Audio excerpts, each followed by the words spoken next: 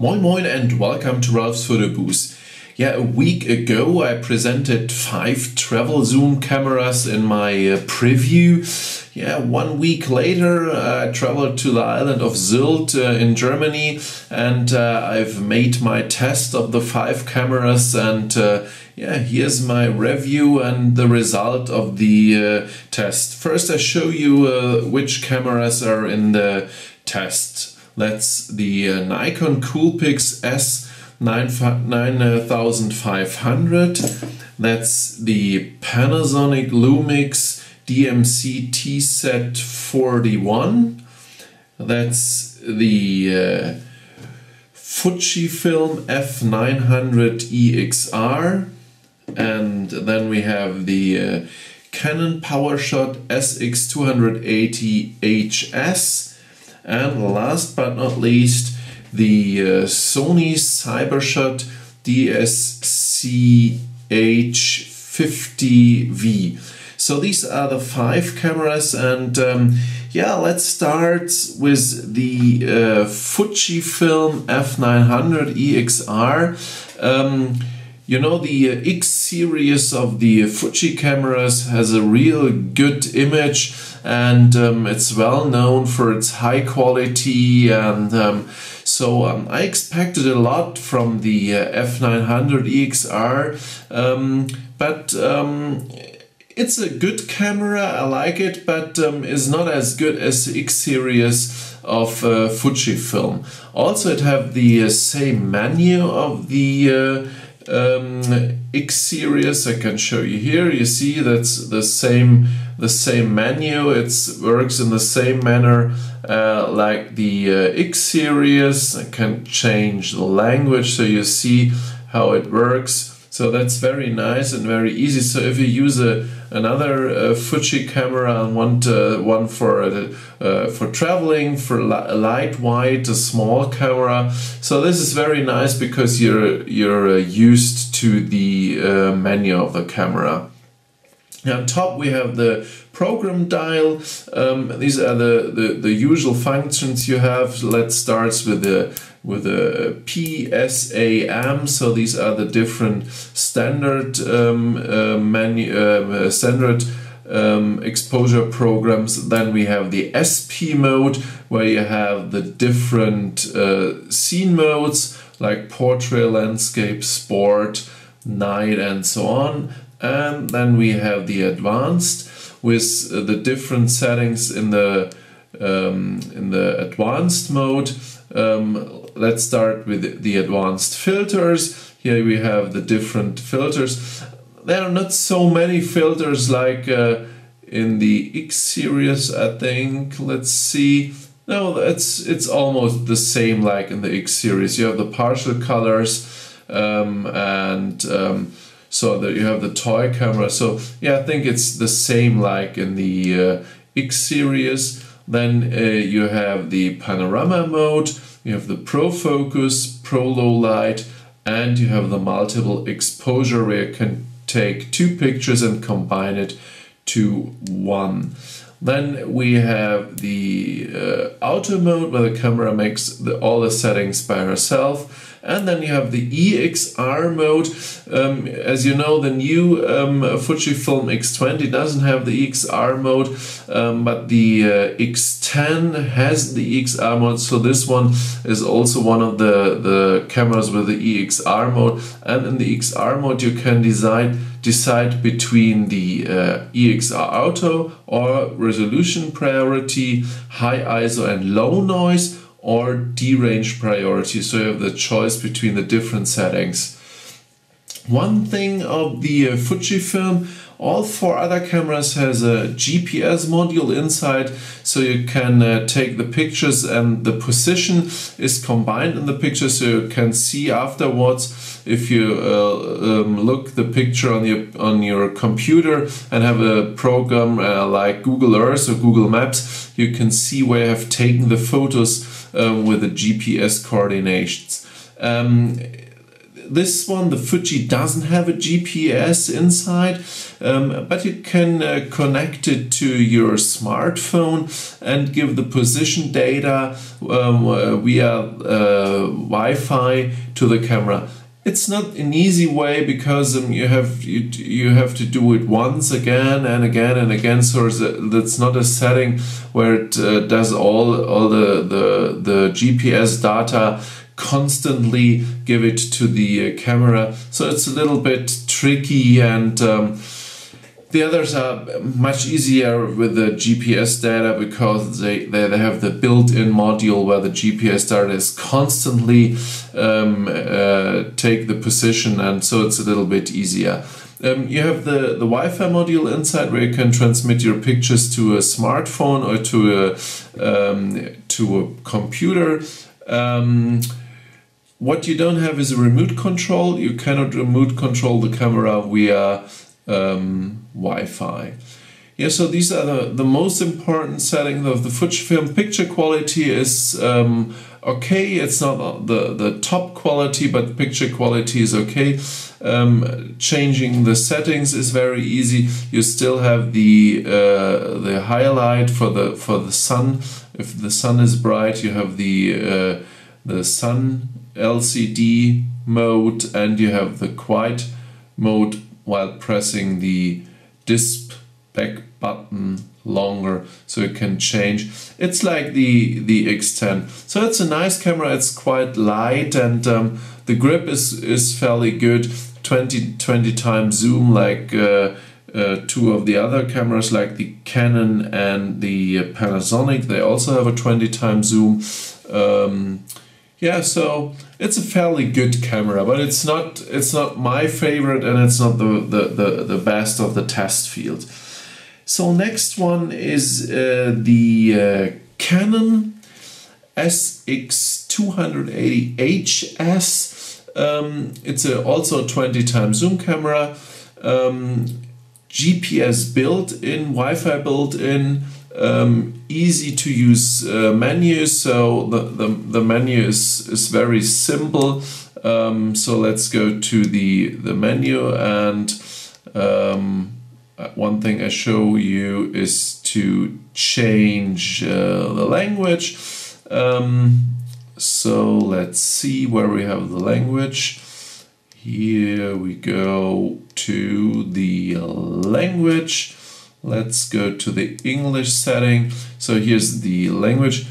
The Wi-Fi function, you can transmit pictures to the smartphone. You don't have a remote control in the camera. It's only the transmission of you only can transmit pictures to a smartphone. So one real nice thing is you have the program dial with the usual settings P, T, A on M, but you have a live control, and the live control, I like the live control very much because you have the settings dark to light, and you have vivid to neutral, and you have cool. You see the results directly on the screen. So if you want to take like a sunset, you can set the parameters of these three things very clear, and you see the result directly on the screen. So I like this feature very much. And so the next points are auto mode, sport, and then you have the scene programs, and some special effects. Discrete means turns off all sounds and flash, so you can take pictures like in a museum or in the concert. And last but not least, you have the standard video mode where you can take videos with the PowerShot. Yeah, so it's a nice camera. No special things to tell about it. It's the picture quality is okay. 20 times zoom. It has only 12 megapixel. The other one has 16, 18, and 20. The Sony has 20 megapixel, but the picture quality is still good. So the 12 megapixel is not a thing you will get bad picture quality. No, you really will get real good picture quality. The pictures are very detailed, very sharp and crisp, and still in the higher ISO area there's not so much noise in the pictures than the other cameras has. So the 12 megapixel in this case is a real good choice for the small sensor of a camera like this. So next one is the Nikon. The Nikon is a camera. I think it's good for a photographer. You don't want to care about the manual settings. A photographer who want to give the camera the control, who like to take different programs, different scene modes and stuff like this. So a photographer who want to set the aperture or the shutter speed by himself. So therefore the Nikon is not real good, because the Nikon doesn't have the usual settings PASM. So you see on the program dial, if you see on the program dial, you only have effect scene, the green mode where the camera makes all the settings by herself. So it's quite not for the beginner, but for photographers who don't want to care about the manual settings. So you see here we have the menu. It's quite okay. I mean, it's not a very easy menu, but it's easy to understand, and once you get used to it, it's not real bad. There are some tricks in the menu, because if you like have the let's see, if you go to the effects, you see, if you go to the effects, it's a little bit difficult to find where you can make the settings, because you have to go to the menu, and then in the menu you see we have the image mode, and then we have the special effects, and then we go to the effects. Same thing is with the scene mode. If you're in the scene mode,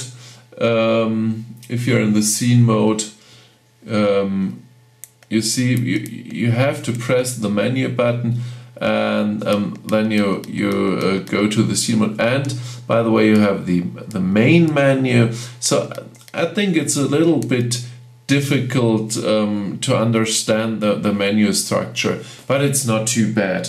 One thing I wonder, because the Nikon should be a camera for the easy user, and one real nice feature is one mode where the camera is in the continuous mode. I can show you. And it's a pre-shooting cage. So that's a real nice function, because the camera constantly makes pictures when you press the shutter a little bit down, and when you press the shutter completely down, the camera takes, I think, 5 pictures before and 5 pictures after, so you can select the perfect picture, because sometimes you don't get the real perfect moment to take the picture, a little bit too late or a little bit too early, and that's one real good feature. And if I would talk to Nikon, I would say that they should put this feature directly on the dial, because that's make absolutely sense, because it's a real nice feature. It works real good, and so you probably get better pictures if you use this mode, because you don't have to take care about the absolutely right moment to take the picture. So next one in the line, that's the Panasonic, and one real nice feature of the Panasonic, that's the touchscreen. So you have the touch focus, or if you want, you have the touch shutter. You see here's the yellow button. So if you go to the touch shutter, you see the camera immediately makes a picture when you press your finger on the screen. And I like this feature very much because you can really easy customize your picture. If you have something in the foreground and in the background, it's very easy. Just go, hold the camera, put the finger on the place you want to have the focus, and that's it. You don't have to move the focus around with a four-way button. Just press the point and that's it.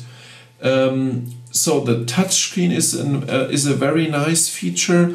The next point is the Wi-Fi function of the Panasonic is very nice. So let's go to the settings. You see here we have the setup menu. I go, just give me a second.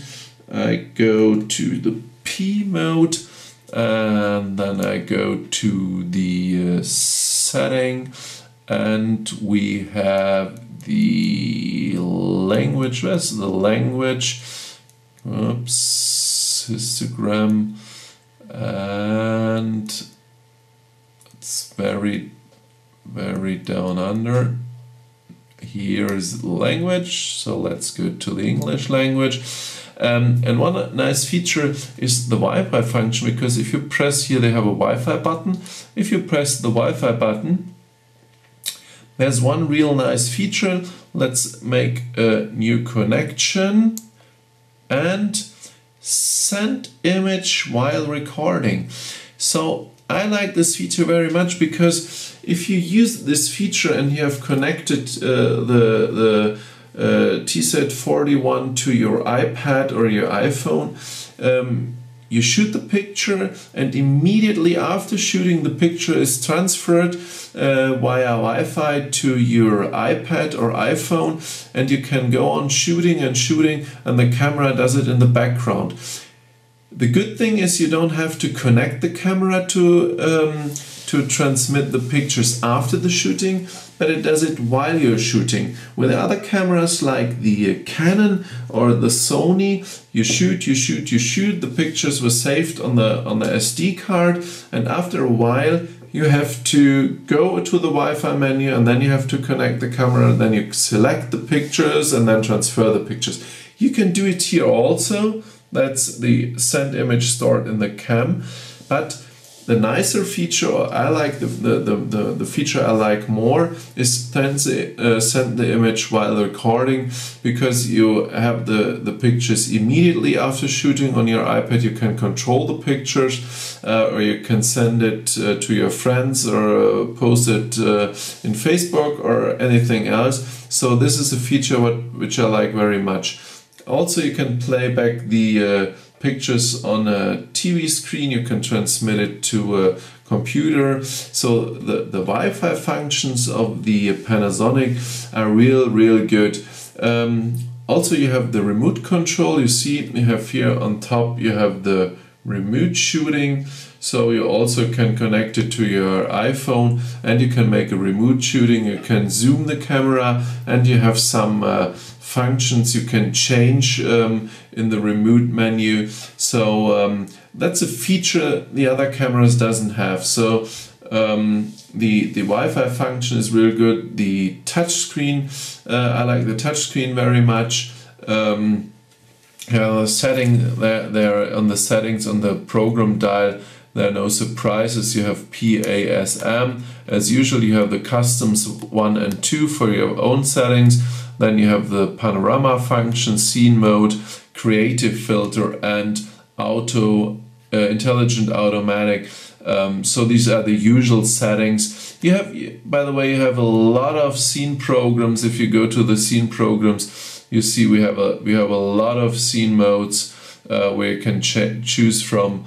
And you also have a lot of art filters or creative filters where you can choose from, like cross-process, toy effect, miniature effect, soft focus. So there are a lot of different filters you can choose from, and I think that's real fun with this camera. In the normal use, you have the quick menu.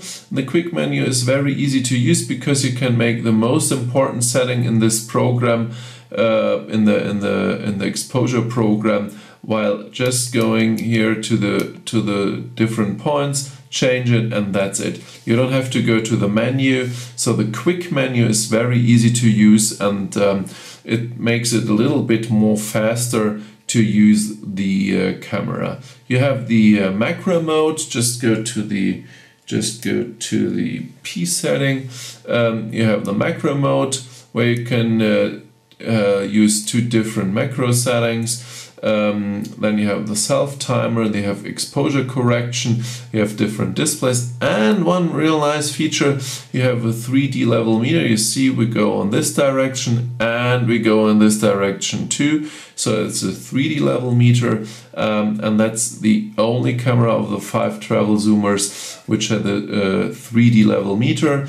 The Sony has a level meter, but only a 2-day in this direction level meter.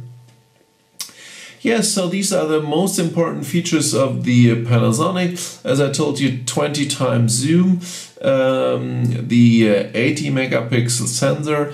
The pictures are real good. The picture quality in general on a travel zoom camera is not on a level like a system camera or a compact camera with interchangeable lenses with a larger sensor. But it's a good picture quality, and all of the cameras, they have a good image stabilizer, so you can use the maximum focal length 20 times here and 30 times at the Sony. You can use it without any problems because the stabilizers, they are really good, so you can hold the camera and you can see the scene perfect and hold the camera still, even if you use the 20 times zoom and the longest focal length. So that's works perfect. But as I told, the picture quality is real good, is on a high level. But if you're looking for real good picture quality, also in high ISO areas, you should go to a compact camera with interchangeable lens with the larger sensor. But they are larger. The cameras are also larger. They are not in the pocket cameras. You cannot put the one with the interchangeable lens in your pocket. This one, they are so small, you can put it easily in your pocket and take it all the time with you. So that's a real nice one. And it's good in the hand. You have these piece here on the front of the camera. You can hold it very good in their hand. It's very lightweight. So yeah, the Lumix is a real good choice, and I like this one very much. And it have the NFC connection, so if you have a newer smartphone with a near field chip, you can connect both the camera with the smartphone only just by holding it together. You don't have to put the Wi-Fi code in. It's very easy to connect camera with smartphone if you have one with the NFC sensor. And for sure, it has a really good video function, like all the other cameras has too. So video function is also good, and you have on top you see a stereo microphone, GPS build. You can track your route with the camera, so you can see it on a map like Google Maps or Google Earth. So you can track your route and transfer the route to one of the map programs. Yeah, last but not least, that's the Sony. One point of the Sony, it's the only one with a 30 times optical zoom. 30 times in this camera. It's a little bit thicker, it's a little bit more heavier, it's about 100 gram heavier than the other models, but you have the 30 times zoom, you have good picture quality, and you have one very important thing, you have an external flash shoe. But that's not only an external flash shoe, you also can put an electronical viewfinder on the camera, so even if the light is very bright, you can look through the electronic viewfinder and control the scene very good. You can change the menu settings and all the stuff, even if the sun is very bright, and And I tell you, I worked on the island and the sun was real bright on midday. It was very difficult to see something on the control monitor, because they are bright, but they are not so bright to come against the sun. So yeah, the only problem is the electronic viewfinder for the Sony is exactly so expensive like the camera. So you have a camera for like, I don't know what's in America, like $400-500 US dollar, and the electronic viewfinder costs almost the same. So it's really expensive. Yeah, as I told you before, you have the level meter, and if you go to the menus, there's one special thing in the menu. You have all the quick menus on top, and at the end of the quick menu, far down there, you have the setup menu. Way down, and here we have the setup menu. So I think it's a little bit confusing for the beginner, but once you know this and once you deal with this, I think it's okay. But if you use it the first time, I think it could be a little bit difficult to understand, and especially to find the setup menu in the camera, because usually you have a quick menu button, then you have a menu button, and so you can decide if you want to go change the quick menu settings, or if you want to go to the setup menu where you make up all the camera settings. So it's a little bit special of the Sony. Yeah, you have also the Wi-Fi functions. The Wi-Fi functions you have in the menu here. You see we have this one, control with the smartphone. So you have a remote control where you can make the zoom, and you can make video or photo. And on the next point we have the option to send it to a computer, so you can send a picture Wi-Fi via Wi-Fi to the computer and save the image on the computer. And if you are in the replay mode, you see we have here in the replay mode, then you go to the menu, and here you see you can send it to your smartphone, or next point, you can send it to your TV. Yeah, so you have also different settings for retouch and picture effects and slideshow. So the Sony has quite a lot of options to create nice pictures, even in the normal mode. You see, if you go to the menu, you have the different settings here for bracketing, smile shutter, smile detection. You have the different color mode settings, color saturation, contrast, sharpness, noise reduction, movie quality. You see you can go up to 50p in the full HD resolution, and again up here you have the picture effects on top of the menu. Yeah, so there are a lot of settings and a lot of possibilities to create your own picture style with the Sony camera. It has a real good grip in front of the camera. May you remember the RX100 of Sony, also a real good camera. This one was completely flat on the front, and for my opinion it was not real good in the hand. It has not a real good grip, so obviously Sony learned a little bit and they put the grip directly on the camera. So this is very good in the hand. It's also in my big hand, it's very good. You can hold it really firm, and yeah, so I like this one very much. Picture quality, as I said, is okay. It goes up to 12,800 ISO. Okay, in the highest ISO setting you have not a lot of noise, but you have noise. But in the low ISO settings the picture quality is real good, very detailed, very sharp. 20 megapixel sensor.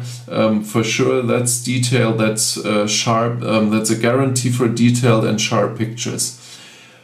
One unusual, not unusual, but one thing you should know if you work with a camera is you have the menus, and in the menus you have like here you have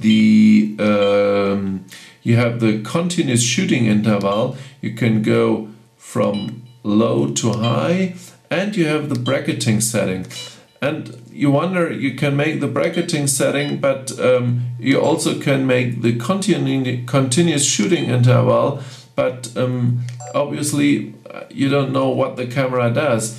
Yeah, that's a little bit tricky, because when you've made the settings here, you have to go to this button. You see here we have the symbol for 3 pictures. If you go to this, then you see you have the different settings here for continuous shooting, bracketing, self-timer, different self-timer settings, and self-timer with bracketing. So first you go in the menu and make the setting for the continuous shooting or bracketing, and then you go in the next menu, and then you activate the continuous shooting or the bracketing, or back to single shot. So it's a little bit tricky, and I think a lot of users will search very long to find this setting in the camera. But you have one very good thing, that's a question mark button. If you press it, you will have the camera guide, and the camera guide explains you the different settings of the camera and explain you what to do. So it's a nice feature, because for beginners they learn, and if you don't have the manual guide with you or the manual with you, you have the manual in the camera. I mean, they explain on every point up to the deep area where they say everything, but the main points are explained in the guide, and so it's very easy. If you're on your way and you don't know how to do a setting, you can go to the guide, and the guide will show you and explain you the most important settings of the camera. Yeah, so this is a Sony. My favorites are the Sony and the Panasonic. I like both very much. The Sony with the 30x zoom, the Panasonic with the real nice Wi-Fi function and the touchscreen. Both picture quality is on the same level. There are not so many differences. The Sony goes up to 12,800, the Panasonic to 6,400 ISO. So the focus speed and everything else is on the same level, and you have almost the same scene programs, and the creative filters, they are very similar. So these are my 2 favorites in the travel zoom test field.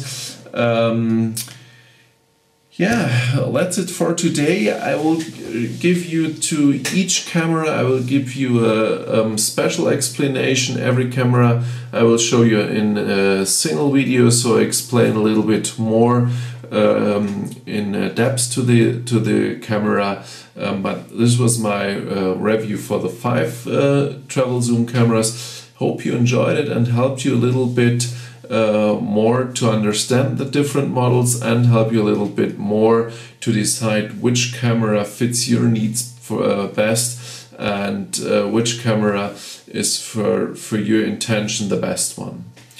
So have a look on my YouTube channel.